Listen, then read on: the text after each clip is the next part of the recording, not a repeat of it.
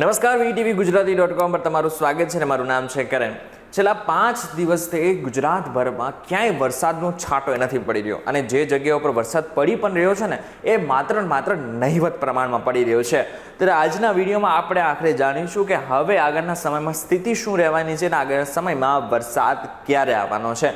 અત્યારે તમે ગુજરાતનો મેપ જોઈ શકતા હશો। ગુજરાતભરમાં આખરે આમ તો ક્યાંય એકેય બાજુ તમને વરસાદ નથી દેખાઈ રહ્યો, માત્ર ખાલી અલંગ મહુવા બાજુ જ ખાલી માત્ર થોડો વરસાદ દેખાઈ રહ્યો છે। તો બીજી બાજુ જોવા જાય તો ઉત્તર ગુજરાત અને દક્ષિણ ગુજરાત આ એવા વિસ્તારો છે કે જ્યાં છૂટો છવાયો વરસાદ આજના દિવસે એટલે કે હું 20 તારીખની વાત કરી રહ્યો છું।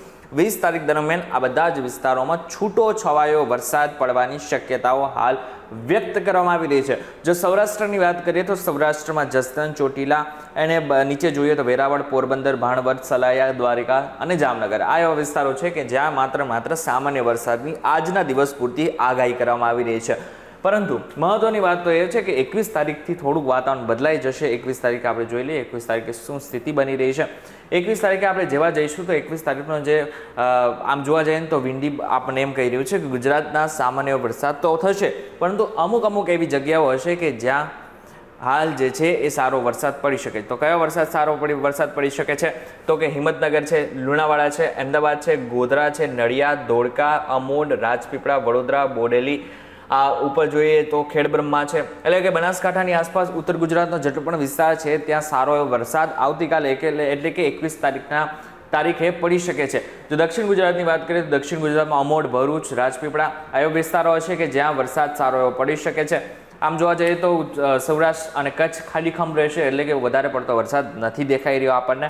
22 તારીખે જોઈ લઈએ 22 તારીખે શું સ્થિતિ છે। 22 તારીખે જોવા જઈએ તો 22 તારીખે મોટા ભાગના ગુજરાતના જિલ્લાઓમાં સામાન્ય વરસાદ, પરંતુ આની સાથે અગર જોવા જઈએ તો એક સિસ્ટમ જે રાજસ્થાન બાજુથી અને મધ્યપ્રદેશ તરફથી આવી રહી છે એની અસર આપણને જોવા મળશે ઉત્તર ગુજરાતમાં તમને દેખાતું હશે કે જે સિસ્ટમ છે એ સિસ્ટમ હિંમતનગર, મહેસાણા, અમદાવાદ, નડિયાદ, વડોદરા, ગોધરા, બોડેલી, લુણાવાડા, વડોદરા, અમોડ, ભરૂચ, રાજપીપળા, સુરત, વ્યારા આ બધા જ વિસ્તારોમાં ભારે વરસાદની આગાહી 22 તારીખ દરમિયાન કરવામાં આવી રહી છે। તો સૌરાષ્ટ્રની વાત કરીએ તો સૌરાષ્ટ્રમાં સામાન્યથી ભારે વરસાદ આપણને દેખાઈ રહ્યો છે, જેમાં ગોંડલ, જસદણ, અમરેલી, બોટાદ, ભાવનગર, અલંગ, મહુવા, જુનાગઢ એવા વિસ્તારો હશે કે જ્યાં સામાન્યથી ભારે વરસાદ પડી શકે છે, પરંતુ કચ્છમાં વરસાદની શક્યતાઓ નહિવત છે। બીજી બાજુ સૌરાષ્ટ્રના કેટલાક ભાગો જેમ કે દ્વારકા, પોરબંદર, ભાણવડ, સલાયા એ બધા જ વિસ્તારોમાં પણ વરસાદની આગાહી નહિવત પ્રમાણમાં દેખાઈ રહી છે। 23 તારીખનું વાતાવરણ જોઈ લઈએ। 23 તારીખે શું સ્થિતિ બની રહી છે। 23 તારીખે આવતા લગભગ મોટા ભાગના વિસ્તારોમાં સામાન્ય વરસાદ છે, પરંતુ આમ જોવા જઈએ તો દક્ષિણ ગુજરાતનો જેટલો પણ ભાગ છે ત્યાં વધારે પડતો વરસાદ આપણને જોવા મળી રહ્યો છે। સુરત, ભરૂચ, અમોદ, રાજપીપળા, વડોદરા સુધી બધો જ વિસ્તાર છે કે જ્યાં સામાન્યથી ભારે વરસાદ, અને આની સાથે દ્વારકામાં અગર 22 તારીખે વરસાદ નથી પડતો તો 23 તારીખે એવી આગાહી કરવામાં આવી રહી છે કે દ્વારકાના પોરબંદર, વેરાવળ, ભાણવડ, સલાયા બાજુ બધી જ જગ્યાએ આપણને વરસાદ દેખાઈ રહ્યો છે। આખા દિવસ દરમિયાન ખંભાતથી લઈને નડિયાદ સુધી સારો વરસાદ આપણને દેખાઈ રહ્યો છે। 24 તારીખ આવતા જોઈ લઈએ 24 તારીખે સિચ્યુએશન શું છે। 24 તારીખે થોડીક વાતાવરણમાં ચેન્જીસ આવી જશે।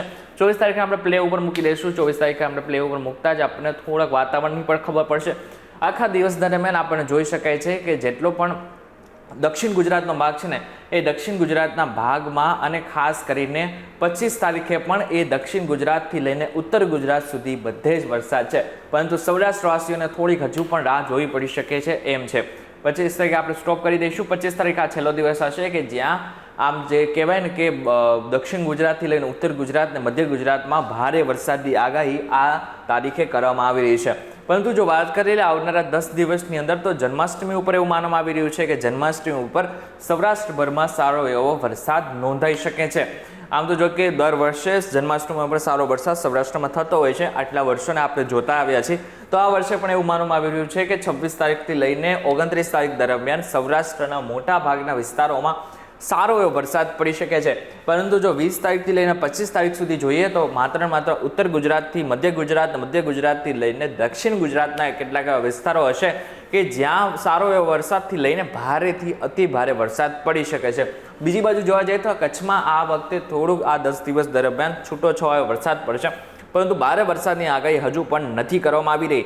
આમ જોવા જઈએ તો અત્યારે આપણે ભારતનો મેપ જોઈ રહ્યા, આપણે ભારતના મેપમાં શું બતાવી રહ્યા છે. ભારતના મેપમાં તમે આમ જોવા જઈએ તો ઘણી બધી સિસ્ટમને સક્રિય છે. ખાસ કરીને મધ્યપ્રદેશ બાજુ એક સિસ્ટમ સક્રિય છે, જે તમને હું અત્યારે બતાવી રહ્યો છું. આ જે સિસ્ટમ છે એની સીધી અસર દક્ષિણ ગુજરાત, ઉત્તર ગુજરાત અને મધ્ય ગુજરાતમાં થતી હોય છે.